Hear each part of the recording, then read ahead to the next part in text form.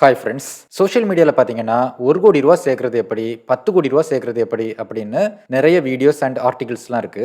Experts என்ன மாதிரி advice கொடுக்குறாங்க அப்படின்னா, நீங்கள் வந்து மாதம் மியூச்சுவல் ஃபண்டில் எஸ்ஐபி மெத்தடில் ஒரு குறிப்பிட்ட அமௌண்ட் வந்து இன்வெஸ்ட் பண்ணிட்டே வந்தீங்கன்னா உங்களுடைய கோலான அந்த 1 கோடி ரூபா அல்லது 10 கோடி ரூபாயை வந்து ஈஸியாக நீங்கள் வந்து ஒரு 10 அல்லது 15 வருஷத்தில் அச்சீவ் பண்ணிட முடியும் அப்படின்னு சொல்கிறாங்க. இப்படி கோல் செட் பண்ணும்போது முக்கியமான ஒரு விஷயத்தை நம்ம மறந்துடுறோம். அதுதான் இன்ஃப்ளேஷன். இப்போ உங்களுக்கு 1 கோடி அல்லது 10 கோடி அப்படிங்கிறது ரொம்ப பெரிய விஷயமா தெரியும். அதை அடுத்த 10 அல்லது 15 வருஷத்துல எப்படியாவது ரீச் பண்ணிடணும் அப்படின்னு நீங்க கோல் செட் பண்ணுவீங்க. ஆனா அடுத்த 10 அல்லது 15 வருஷத்துல இந்த 1 கோடி அல்லது இந்த 10 கோடியோட மதிப்பு என்னவா இருக்கும் அப்படின்னு நம்ம யோசிக்கிறது கிடையாது. 6% இன்ஃப்ளேஷன் ரேட் வச்சு பார்த்தோம்னா அடுத்த 10 வருஷத்துல 1 கோடி அப்படிங்கிறது இப்ப இருக்கிற 55 லட்சம் ரூபாய்க்கு சமம். அதுவே அடுத்த 15 வருஷத்துல 1 கோடி அப்படிங்கிறது இப்ப இருக்கிற 41 லட்சம் ரூபாய்க்கு சமம். சோ இப்போ 41 லட்சம் ரூபாய் வச்சு உங்களால என்னெல்லாம் பண்ண முடியுமோ அதை அடுத்த 15 வருஷம் கழிச்சு 1 கோடி ரூபாய் வச்சு பண்ண முடியும். அப்படி பாத்தீங்கன்னா நீங்க செட் பண்ணிருக்கிற கோல் வெறும் 41 லட்சம் ரூபாய்க்கு தானே தவிர 1 கோடிக்கு கிடையாது. இது கேட்கறப்ப உங்களுக்கு ஷாக்கிங்கா இருக்குல்ல? இப்போ கரண்ட்ல பாத்தீங்கன்னா இன்ஃப்ளேஷன் ரேட் அரௌண்ட் 5 to 6% இருக்கு.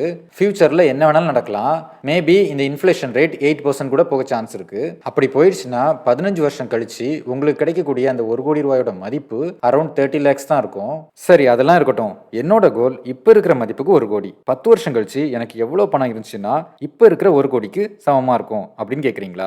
உங்ககிட்ட 10 வருஷம் கழிச்சு 1 கோடியே 79 லட்சம் ரூபாய் இருந்துச்சுன்னா இப்ப இருக்கிற 1 கோடிக்கு சமமா இருக்கும். அதுவே 15 வருஷத்துக்கு பாத்தீங்கன்னா உங்ககிட்ட 2 கோடியே 40 லட்சம் ரூபாய் இருந்துச்சுன்னா இப்ப இருக்கிற 1 கோடிக்கு ஈக்குவலா இருக்கும். ஓகே, சோ நீங்க கோல் செட் பண்ணும்போது 10 வருஷத்துக்கு செட் பண்ணீங்கன்னா 1 கோடியே 79 லட்சம் ரூபாய்க்கு செட் பண்ணுங்க. அதுவே 15 வருஷத்துக்கு செட் பண்ணீங்கன்னா 2 கோடியே 40 லட்சம் ரூபாய்க்கு செட் பண்ணுங்க. ரைட்? அப்படி பண்ணலன்னா உங்களுக்கு பெரிய ஏமாற்றம் தான் மிஞ்சும். சரி, கோல் செட் பண்ணியாச்சு, அது எப்படி அச்சீவ் பண்றது அப்படின்னு கேக்குறீங்களா? அதே தான் மியூச்சுவல் ஃபண்ட்ல எஸ்ஐபி மெத்தட்ல இன்வெஸ்ட் பண்ணுங்க.